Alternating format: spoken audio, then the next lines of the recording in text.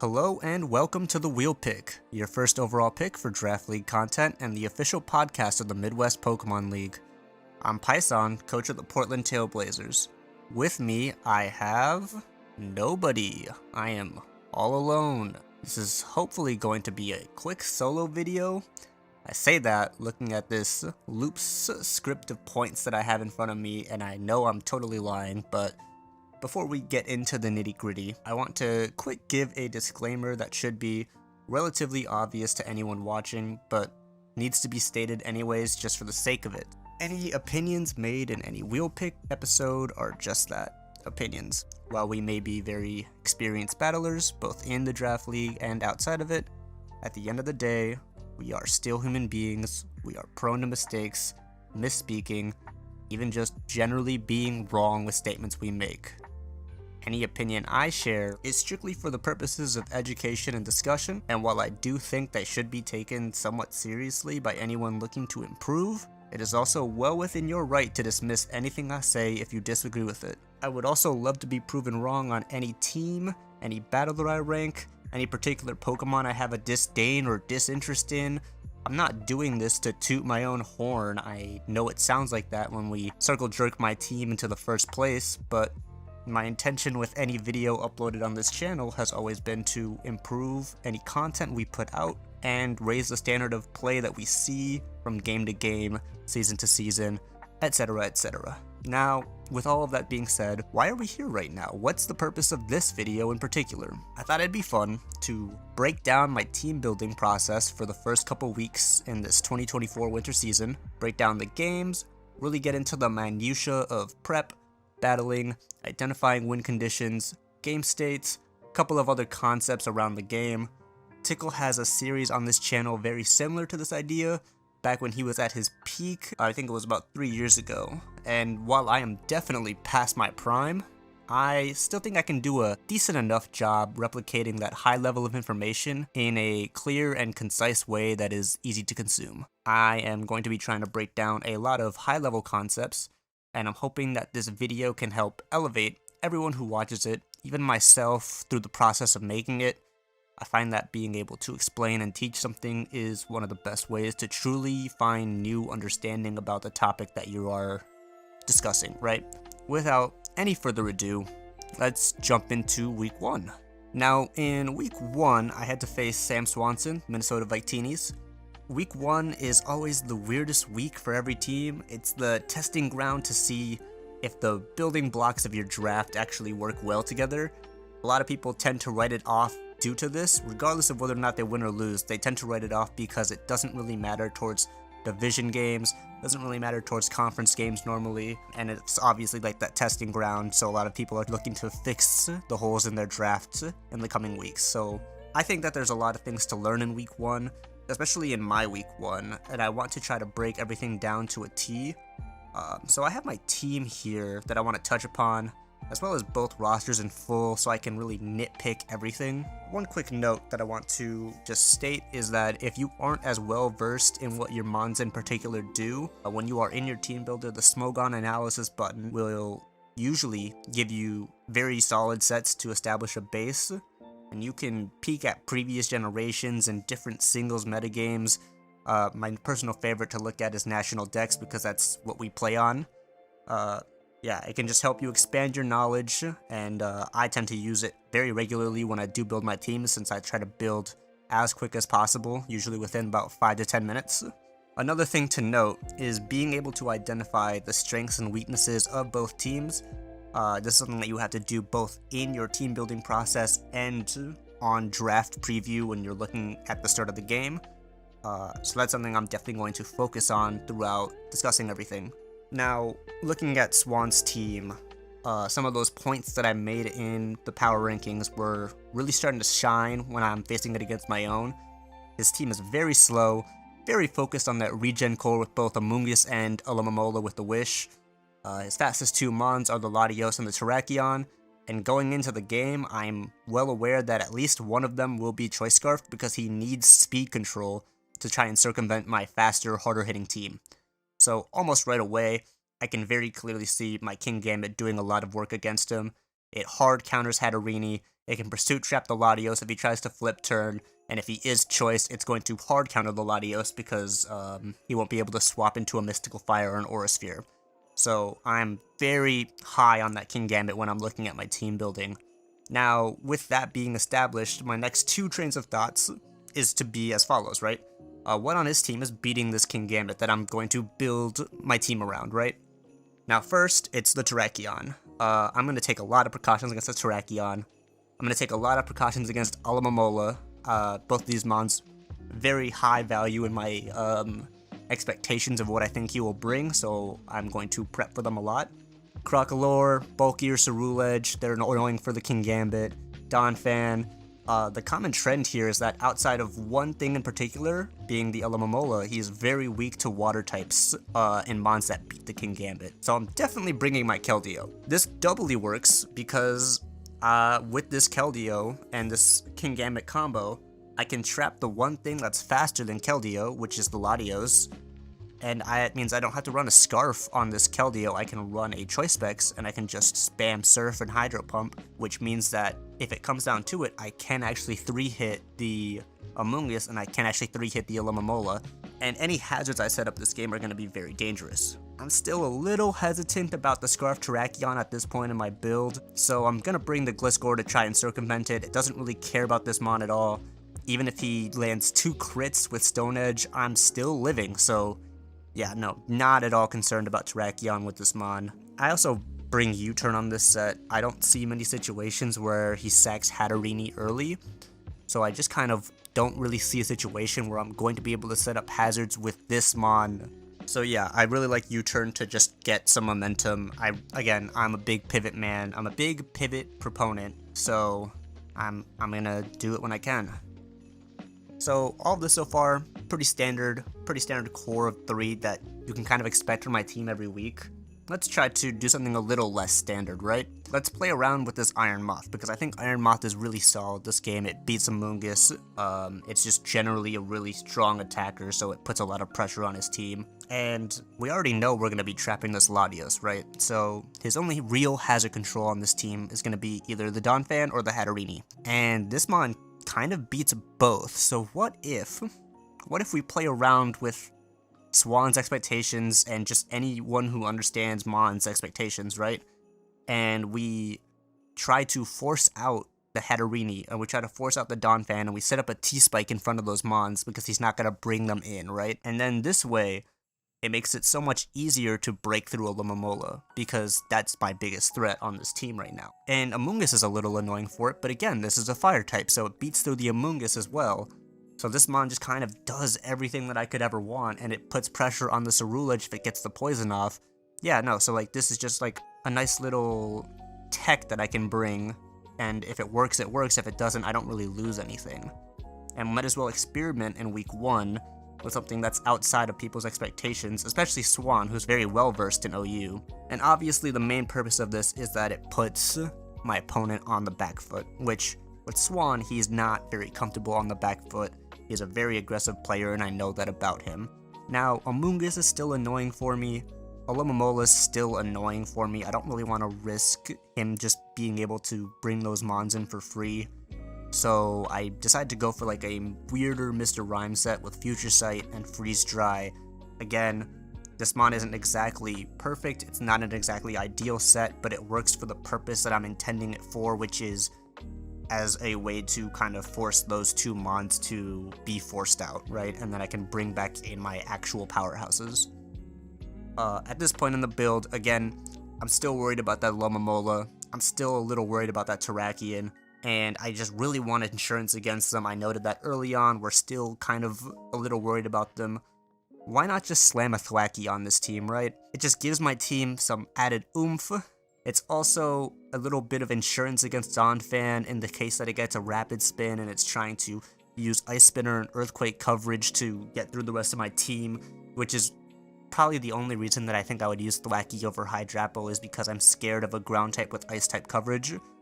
Yeah, so that's the team building process that I have in full.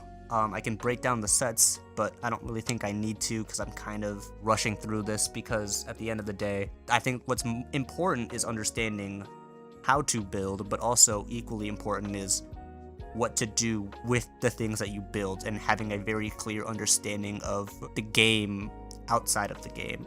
Now, realistically speaking, I think this team is just okay. I'm relying a lot on the fact that I know Swan as a team builder and a battler.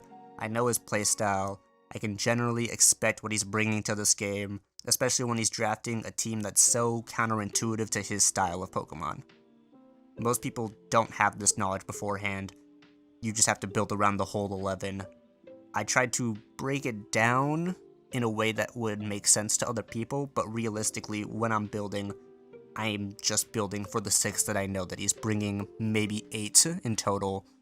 I think you can do that with a lot of people because a lot of these teams only have about 6 to 8 mons that are really good, but it is important to note, prep for what you don't expect as well, because you don't want to get surprised and lose the game. All of that being said, let's actually go into the replay and break down the battle. If something pops out to me, I'm going to make sure to mention it.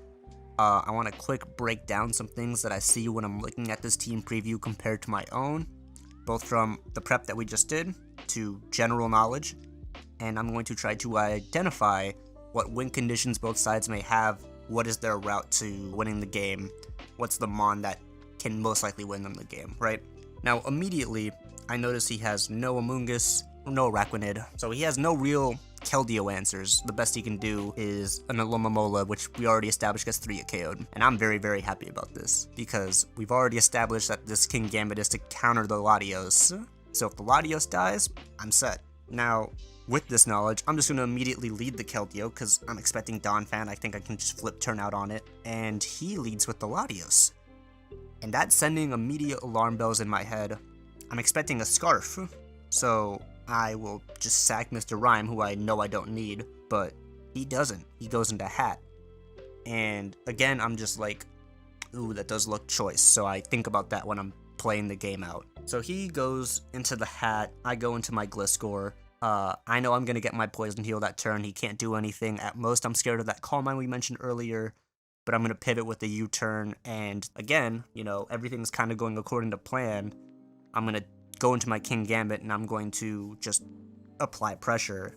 So the Gliscor comes back in, the flip turn comes out from the Alomomola, Latios comes in here. There was a long pause in this battle at this point in the game, and Swan is a very quick battler, so it seemed to me in my mind that he didn't have a direct answer to this, and he was just bluffing. Now again, I'm playing with a lot of foreknowledge that I have about Sam Swanson. That's hard to replicate. But even if I'm wrong, I'm fine to trade Gliscor here because we have already built other Terrakion answers into this team. So if it happens, it happens. If he were to Ice Beam me, I'd be fine. But I pivot again directly after him, so the U-turn into the flip turn. And we're exactly in the position that I wanted to be in with this Iron Moth, right? We have the Hat in front of us, we know he's swapping out, he has no poison type. I'm going to click T-Spike.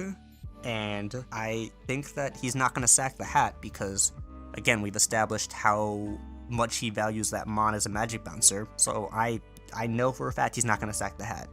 And lo and behold, here we are. So he goes back into his Latios. I'm expecting Luster Purge, I'm expecting Draco Meteor. I go into my King Gambit, he Future Sights, and everything about these last couple turns, everything about the way he plays this mon with these flip turns, I'm convinced it's Scarf.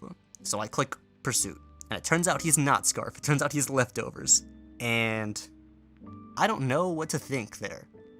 I don't know what to think. I wish I could ask Swan about how he team built this team, but at the end of the day, my team worked perfectly fine. Everything has gone according to plan. I've trapped the Latios. It's turn 9, and I can very confidently say I've won this game at this point. I know it's only 5v6, it's very early to make that call, but I can make these claims because everything that I've built my team towards has just been realized. My win condition is established. I've played towards it pretty much perfectly. Everything literally went according to plan. That does not happen every game. It doesn't even happen most games. But you need to be able to identify your win condition, your opponent's win condition, your opponent's way to circumvent your win condition. You need to play around all three of those things. That's the fundamentals of the game. That is Pokemon in a nutshell. But, yeah. If we put that aside, let's quick analyze the rest of the game to see if we missed anything right, because at the end of the day, with me playing from so far ahead, I have to make very safe mid-ground plays and just maintain my lead, and eventually, through that, I should just win, right? Iswan plays aggressive, he calls out these mid-ground plays, he calls out these safe plays, and he can get a foothold back in the game, then maybe he can pull something off, right? That's how you play from behind, that's how you play from ahead. But yeah, let's look back at this game, right? So Donphan comes in, Thwacky dies to Future Sight, Rock Polish comes out. I am lost at this point in the game. He didn't have Rapid Spin, so I know that everything else that comes in from this point forward is getting poisoned, and he has nothing for this Keldeo. So I'm going to spam my Surf. And Swan, to his credit, plays very well to his only out in this point of the game. It's the Hat. I have to go hard into the Gliscor, and I have to play pretty terribly and let him kill it. And he also gets a lot of regen on the Lomomola. And he brings in the Ceruledge, and at this point I'm thinking the Latios wasn't Scarfed. So is this his Scarfed Mon? And I can't help but feel like I'm missing something. So I sack my Rhyme, and I look like a complete idiot when I do this. But this is, again, me playing safe, making the mid-ground play, because I'm ahead. I have no reason to take risk. At this point, Keldeo can just spam Surf for the rest of the game, and that's exactly what it does. It does die to the Hat at the very end, but King Gambit cleans up. It's a relatively close 2-0 in terms of differential, but again, when we're looking at the battle as a whole, after turn 8 and turn 9, I was never really in a position to lose. My team was ultimately very good into a 6. I played to my win condition again. Ironmoth got to do the gimmick that we built for, and Gliscor was an excellent wall, even though I played it absolutely terribly, right? All in all, I think this is a very good battle to showcase everything we just talked about, right? And that being said, while there's a lot to learn from this win, I think the more interesting thing to do is to look at my loss in week 2 and see where things don't go up to plan, the prep isn't up to par, and everything I could have done could have been done better. So I'm going to quick pull up my team from week 2 against Nando, the Shanghai Sharpedos, and we're going to go right back over everything once more. Now, my prep for Nando was a little difficult to narrow down because I did it in like 3 to 5 minutes after impromptu asking him to get it over with, and that very clearly shows. I mentioned multiple times while doing these ranking videos that he did not have an answer to the Scarf Iron Moth, and I had well forgotten about that by the time we were up to bat. So I have this weird ass Boots Moth that has no idea what it's trying to do. It's honestly just like a really silly mistake in my mind, like I don't know what I was thinking. And I did end up bringing a Scarf on a different Mon, which should not have a Scarf. That's my Keldeo. I can assume it's to try to beat the Baxcalibur after a Dragon Dance, but like, I don't think that's a very good set. And we also have an Air Balloon King Gambit, which has Grass Knot, and I think the idea here is that it was for Swampert, but that's just really like poor planning and execution. It's not the role that I want my star Mon on this team to be fulfilling, right? I have a Band Dusknar and an AV Electros. These are probably my 2 best brings this week. Both fulfill very explicit roles in stopping his Mons from doing what they want. It's the Celesteela and the Hitmonchan, and that's just like simple team building, right? It's simple team building, but it should work in a battle. It should translate well. Speaking of things that wouldn't translate well, this trash-ass Mr. Rhyme. This is actually like, this takes the cake for why I deserve to lose this game. Because there's no world where against a team with 5 steel types, I could ever set this up and win. It's just poor team building. And that's embarrassing really, because this should be a relatively easy Gloomon to slap on a team, right? And I'm talking down on this team a lot compared to my previous game. I can do that with hindsight, but also just in general, like when you look at my team compared to last week, you can very clearly see that I don't have any established win condition. I have no real way to win this match, right? My only way of winning this match is if Nando just keeps giving me Mons, but that's in no way, shape, or form a reliable way to team build, right? It's exactly like how Swan was last week. I am in my prep entirely on the back foot, and I have no good options available to me, and that's going to show in the game. So let's break down week 2. Now, looking at this team preview, once again, Scarf Moth would have been so instrumental here. We've already established that I did not build myself a win condition, so looking at Nando's win conditions, if he can get any chip at all on Keldeo or Iron Moth, his Caesar or his Hitmonchan can run through my team with their priority moves. Looking at the game in depth though, for one, the Torrent Swampert changing the calc on flip turn into the Dusknoir definitely threw both of us for a loop, and it's an excellent reminder to actually just run your calcs properly. Even things as minute as health, you know, it shows on the calc, and if you don't run your calcs properly and you get surprised by that, it's entirely on you. It takes an extra 5 seconds to do, so, you know, don't make the dumb mistakes that I do. Once again, we're looking at this trash Mr. Rhyme, and it establishes itself to be worthless, and again, terrible, terrible. Do not do this ever. Never bring a Mon to sweep that cannot break through half of their team, right? Never do that. And again, even with this really bad Iron Moth set, it still proves that it would have been the perfect win condition if I built a better team around it and I established it as my win condition in prep, right? Keldeo also proves that even. If I had a better thought out set, like maybe something with Calm Mind, Vacuum Wave, it might have been able to provide more for my team. But with all of that said and done, Nando wins with a 3-0, and he never really lost control of this game. Again, I'm beating down on myself a lot here, right? But it is literally the most perfect instance of bad team building leading to a poor performance, even though you have the technical matchup, right? In theory, Iron Moth into 5 Steel types, there should be no reason I should lose this game this badly. I might still lose, but there should be no reason to lose this badly. If I had a better team and was still playing from behind, again, I could have looked to punish Nando, who was making very safe and careful mid-ground plays the entire game, and I could make aggressive pivots to try and rack up damage, try to accrue a kill, make the game a little more even, and then play to a win condition. But again, I didn't do that. That's not the case, and it's important to call out when I fail in this way so I can show you what not to do, because this is, quite frankly, pitiful. While I could end the video here, I think I want to quick add some commentary for Week 3 as well. Now, my Week 3 game has not happened. I haven't done any prep yet. I'm facing Mike Burke, Tennessee Tinker Titans. This is a division game. I haven't even analyzed my matchup fully until right now, standing at my computer. So, looking at this team, what immediately stands out to me is how Iron Moth shines. And I'm not going to make the same mistake where I am not building around the Mon that I think does the best, right? This thing loves to use Mike's terrain against him. Even if it doesn't have the terrain, I think it still has a very good matchup into him. I'm not entirely sure how I want to build it. I don't think I'm bringing a Scarf this week, but I do know for sure that I want it for the game. This is me doing live commentary on the building, so instead of just talking over some things in post that I already had built, kind of just gonna note what 6 I'm gonna bring, and then I'll build the teams after that. Something else of note, more so on Mike's side, is that I don't really like my matchup into Sceptile or Infernape. I think that, yeah, no, these mons are actually, like, deceptively strong in how badly they beat my team. Despite this, I think I still want to bring King Gambit. Yeah, I think I can prep around both of those pretty well. Do I like Keldeo this week? Yeah, I think I do. I think I can bring a Vacuum Wave set, and I can try to circumvent his speed. I might also bring Rabombi. He doesn't really have, like, good hazard control. It's between the Drift Blim and a Rapid Spin on the bundle, which I don't expect. And then I would just bring Dusknoir as well, in the case that he does bring Armaldo for some reason.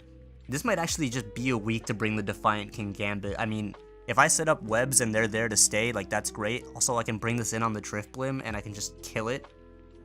Yeah, no, I think I can make that work. Because it's not like I'm going to get a Supreme Overlord late in the game when Infernape can just Mach Punch me to hell, right? So what threatens this combo of 5 the most, with like a Rabombi, Dusknoir, Keldeo, Iron Moth, King Gambit?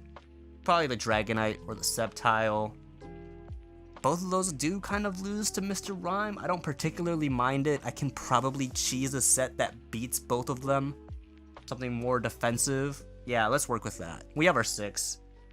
I'm gonna click build the team, and then I'll come back around to explain some of those thought processes around the sets that I'm running. And then when the actual match starts, I'll live commentate through the game so you can see, once again, my thought processes. All right. Yeah, so I'll see you in a second. Alrighty, so welcome to the preview of my week 3 team. This is going to be me quick breaking it down because I have to battle Mike in about 2 minutes. To start off, again, we know that the Iron Moth is my win condition. I think it has great matchup into his team, regardless of whether or not he brings Electric Terrain. So I brought this Agility Iron Moth that can special attack boost. I have Booster Energy on it in the event that he doesn't bring the terrain, but I am fully expecting him to bring the terrain, so it also works if I kill the Pink Urchin early, or if there's ever a situation where Electric Terrain's not up, I can still bring this in and try to go for my game. Following that, we have the Scarf Keldeo. It is EV to outspeed Dragonite at +1. It has Hidden Power Ice. I could probably replace Hydro Pump for Surf if I wanted to be a little more careful, but I don't think there's going to be many situations where I'm clicking that move, so I'm kind of okay with the set I currently have. Following that, I have an AV King Gambit with Pursuit. The idea behind this is that hopefully I can trap Iron Crown, or I can trap Drift Blim, or something else of that nature. Again, the AV is mostly for the bundle, which I think is the biggest threat to me. Have this Rabombi, very standard webs. Again, I think that he really struggles to get rid of webs, and yeah, I'm kind of just hoping that that set works out for me. Then I have this Dusknoir, again, pretty standard stuff. I have Ice Punch on this set, and I'm hoping that this can work to alleviate my Dragonite issue. I also have this Gliscor to try and alleviate my Dragonite issue. If he does end up bringing a set that has Ice Spinner and Earthquake and Dragon Claw, and he has no extreme speed, then this might be a problem, but I don't expect that. I'm fully expecting him to be Earthquake E-Speed, maybe a third attack that, it's either going to be Ice Spinner or it's going to be Dragon Claw. If it's Ice Spinner, I think I'm in a better position anyways because he's getting rid of his own terrain, which, yeah, I think I can make use of. But yeah, so that's my team. How confident am I about this match? I don't know. I think Mike has really good matchup into me. Unfortunately, I did get into a division where I feel like all 3 people have really good matchup into King Gambit. I'm going to try my best and we're going to see what happens. Only other thing of note is that I'm running a Defiant Bisharp, so I can try to bring it in if he has the Drift Blim and I'm expecting a Defog, but I don't know. I don't really see that coming, and I think he would just burn me with a Will-O-Wisp, so maybe this should be a Lumberry set, but I can afford to lose my King Gambit. I think I don't really need it in this game. It's just more so as a soft check to his very fast pivots. Alright,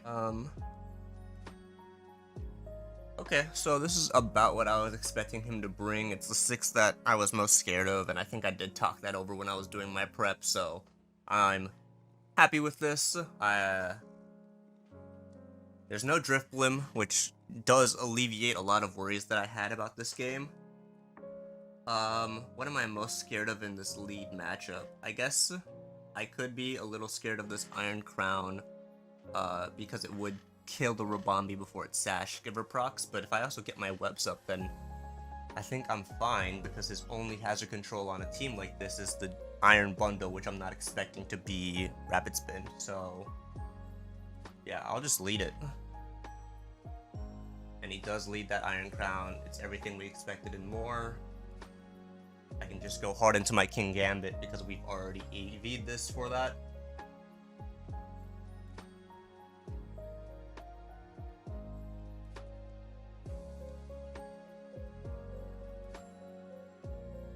Yeah, so everything literally went according to plan. This is actually so beautiful.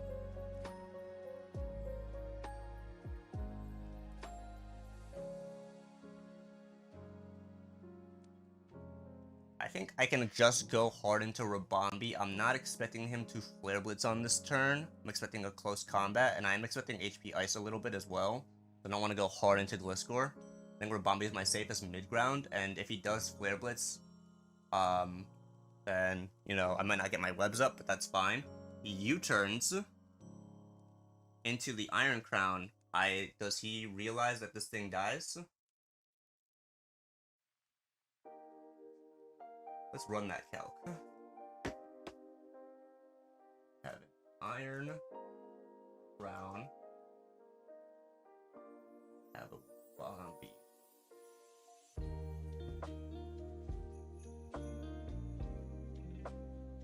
Even at lowest roll, I should be able to kill with a Moonblast, so I'm gonna just click it. Yeah, is that a misplay? It might be. I really did value webs highly this game, and the fact that I didn't get it up is kind of a choke on my end. I think I'll have other opportunities to get webs up, like right here, apparently.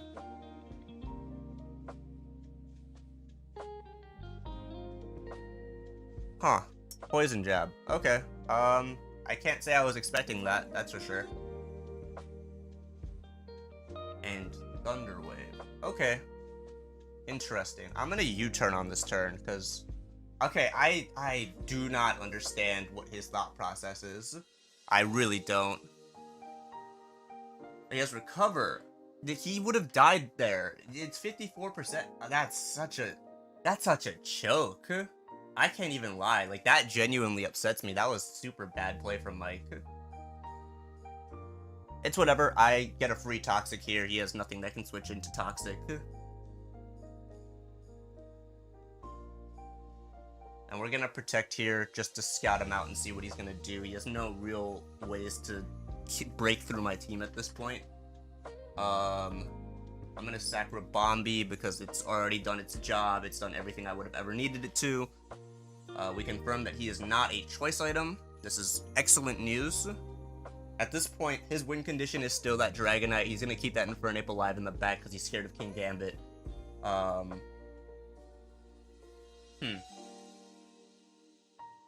I'm sitting here wondering, can I bring in Iron Moth on this turn? I don't think I can. I want to keep Dusknoir healthy. I think my safest bet is to just go into this Keldeo. Actually, no, I'm going to go into King Gambit. Why am I not running Knockoff this week? This is such a fucking throw from me.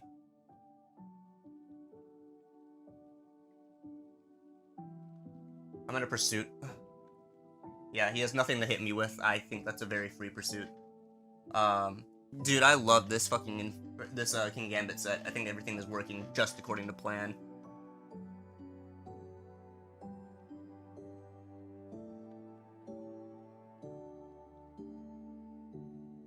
He's only revealed U-turn. I'm still thinking this is Choice Banded. I didn't run the calcs on the Rabombi. Let's do that now, actually. Let's be safe about this. I'm running this calc really stupidly, but, you know. Okay, Choice Banded Fire. U-turn does 28 to 33. We scroll up, he did 14, so he's not banded. What kind of set is this? Huh. That worries me, but I think I'm still free to go into Gliscor here.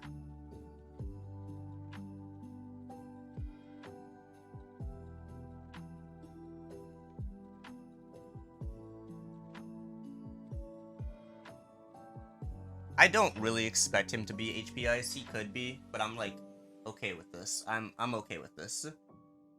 I could have protected there and scouted, and I should have protected there and scouted. That's just like that's just me making a sack for no reason, honestly. But like I also did establish like if it did happen, I have other things in the back for Dragonite, so I'm not the most worried about it.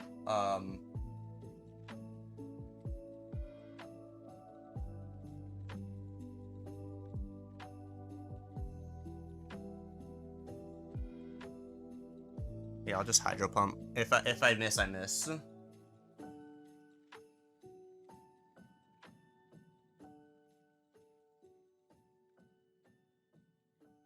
hoping I don't miss this turn. Yeah, alright, perfect. So that's his Electric Terrain down.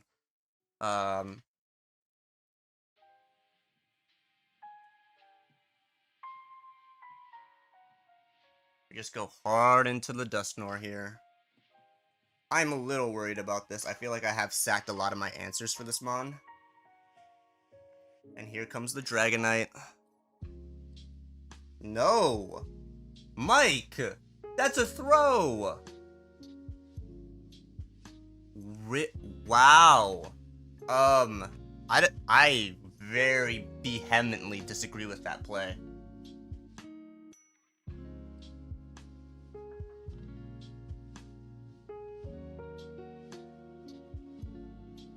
I kind of need this mon at full HP, so I'm going to go hard into King Gambit here.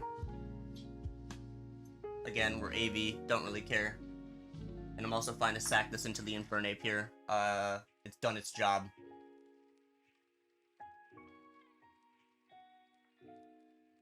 Yes, Scorching Sands for the Iron Moth. I was just about to bring that in too. That's such a shame. Let's just go into this and we'll click a very safe flip turn. Yeah, I fully expected him to switch out there, so I'm just gonna play it safe.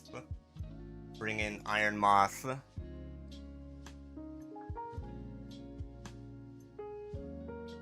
He could have Earthquake, and I think I actually do expect it too.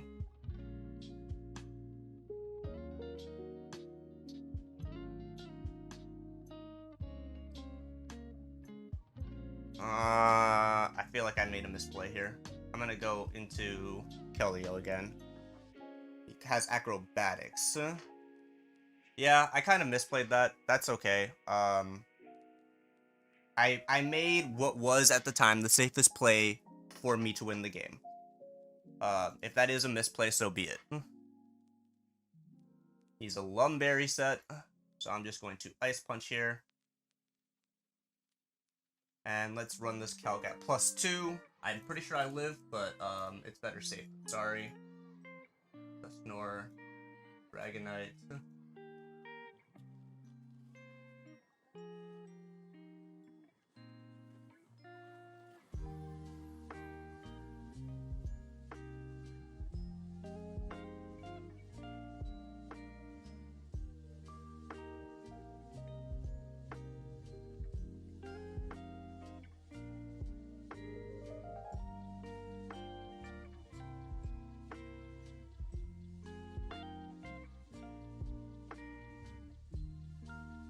Yeah, he has a very low chance to kill me. It's even it's non-existent.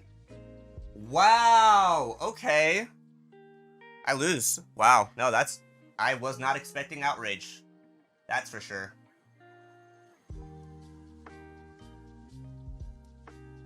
Alright, well played to Mike.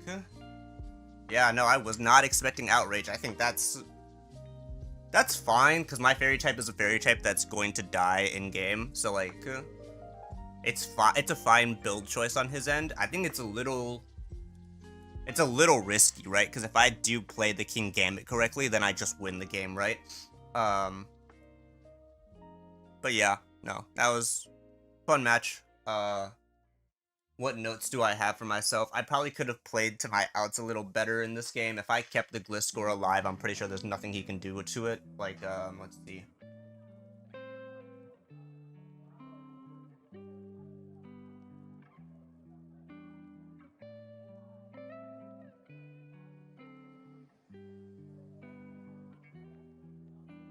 Yeah, at best he's doing 73 to 91. I get the Toxic off, I get to Protect Stall for a few turns, and I get to swap around my Mons. But yeah, that's my win condition. I misplayed my Gliscor. That's what it is. What a shame. What a travesty. Let's see. I could call Mike really quick and see what his thoughts are. Let me see. This is Pison in post Pison if you will.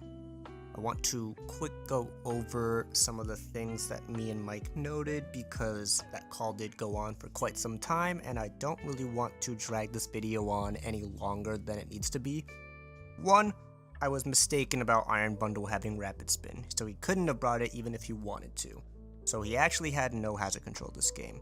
Now what this means is that I completely missed on my prep by not bringing Stealth Rocks on the Gliscor. Now, if I do have Stealth Rocks on this Gliscor and I manage to get them up, the situation becomes with this Dusknoir into Dragonite, I can play a little bit better to my outs, right? Because if I frisk something that is not heavy duty boots, right, I can just go for 2 Ice Punches to win the game, or rather 1 Ice Punch. And if it is heavy duty boots, I've already figured that out when it doesn't take rocks damage and I can just Will-O-Wisp, and that is my win condition. That is how I win the game from that point. I also make a very, very dumb mistake. And it's honestly a little funny looking back on it because I didn't realize it until not just after the game, but doing this last recording and, making sure that everything sounds good, is that he no longer has Unburden on Sceptile. He's slowed by the webs. There's zero chance that he outspeeds Iron Moth at that point. And it's just kind of funny, right? Because I'm sitting here panicking about an Earthquake that he didn't even have, but I outspeed him. So I could just Fiery Dance on that turn. When he is forced to bring in the Dragonite, I can just Dazzling Gleam, and that means he can't Dragon Dance twice, which means that Dusknoir lives the Outrage, or, worst case scenario, my Keldeo is still full HP, and I have the Scarf HP Ice, and there is little that he can do to stop me if I just don't switch there. I got into my own head, and that's like a really rookie mistake, and it's really funny, and I'm glad that I kept it in because you get to now see what not noticing everything in the game does to someone, right? This is why, as much as we make fun of people like Patrick and Ben and Dan who take a lot of time with their turns, even Tickle, it's important to actually recognize the state of the game when you're making your move. If you fail to recognize the state of the game, you are much more prone to making a misplay, and that can lead you to losing a game that you've already won, right? One other thing that I didn't really mention as much, but I'm going to touch on real quick. I'm going to insert this in before I say everything else. Leads. I think this Mike game is an excellent example of that. I briefly touch on how my lead is the Rabombi because my priority is the webs, and Mike leads his Mon that can double hit because he doesn't want the webs up.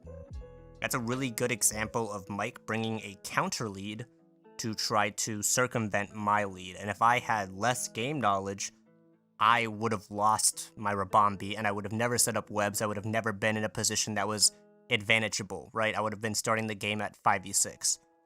I had that knowledge, and I didn't really call it out in the game as well as I should have, but the importance of leads needs to be stated. If I look at that game where I'm playing into Swan, I don't think that my Keldeo lead is necessarily the best choice, but again, when I'm looking at his team in the heat of the battle, I'm just thinking he has no counters to this. I'm just going to lead it and start clicking, and I'm going to see what his response is because I don't think he prepped well enough. And when I see his response, I can play around what he does. And then he leads the Latios, I'm assuming because he's expecting that. And that makes the game a little more interesting. So we both play very interesting with those lead options. Now, I have a couple other things that I want to add in post because I feel like I maybe didn't explain them too well. So one of them is how to play from ahead versus how to play from behind. I felt like I touched on this, but I didn't touch on it well enough. So when you're ahead, you really want to be playing safely, but you're not trying to play passively. There's a big difference between the two. You're looking to make safe mid-ground plays. You're looking to avoid hacks when possible. You want to push your advantage using low-risk plays, risk-free plays. You're generally playing very risk-averse as a whole because you are ahead and you don't have to take risks. And I did mention that, but I didn't go in depth, which I do apologize for. The other important thing to note is, if your opponent is taking advantage of you playing very conservatively, when you're ahead, you are still in position to where you can call them out if you think the time is right. I don't really have a good example of this because I never really took advantage of Nando being ahead when I played him. And I don't really feel like Mike or Swan took advantage of me playing safe when they were playing from behind. Mike just recognized that this was the time to use his win condition because he had no other options, which is how you should play the game. But it's not always the most reliable, right? Because it's literally Mike is in a corner. He has no other choices. If you still have choices, then your best play is still going to be slowly clawing your way back into the game, calling out safe plays that your opponent makes, not necessarily making desperate plays where the play could lose you the game, but just, trying to get a foothold back into the game and to basically just neutralize the lead that your opponent has. It's also very important to not get tilted, right? One other thing that I have to say is that you can kind of notice while I'm doing this battle against Mike that I'm a little disappointed in him, and it's nothing against Mike. It's just purely because, Mike was well aware of me recording this game. Mike is a very seasoned battler. Even if he's playing on a tier 4 schedule, he has been in the league for a while. So I do have expectations when it comes to him as a player. And when he made plays that I thought were wrong, I felt like I was being robbed of something that I could use to educate, right? And I'm very glad that I lost because it showed exactly what I wanted to show, right? I mentioned this to multiple people. I was hoping to lose that game because there's so much more that I can teach when I'm teaching about my faults than rather my opponent's faults, because I can only make assumptions about my opponents. I know what I was thinking. I know where I fucked up, It's just easier for me to teach. But yeah, that's about all I have to say. Hopefully it wasn't too hectic, and hopefully I got across the points that I wanted to make. And I know that for some of you, I'm kind of just preaching to the choir, right? This is a lot of information that a lot of us know, because we've played the game long enough that we just instinctively know it. But hopefully by putting it into words and, kind of putting pictures to what I'm saying, it helps alleviate that confusion that some newer players or lesser experienced players or even some well-experienced players have about the game of Mons, right? And it helps them to improve their team building, improve their decisions in game, just generally get a better understanding around how the game works, because I think that's what makes Mons fun, right? Is being able to play with your friends and everyone's playing at a high level, and that's what is interesting about our draft league. And I hope that with a video like this, that goal can be realized in the future. But that's all I have to say. It's fucking 4:34 in the morning. I've been Pison, coach of the Portland Trail Blazers, and this has been the Wheel Pick, your first overall pick for Draft League content and the official podcast of the Midwest Pokemon League. See you next time. Bye-bye!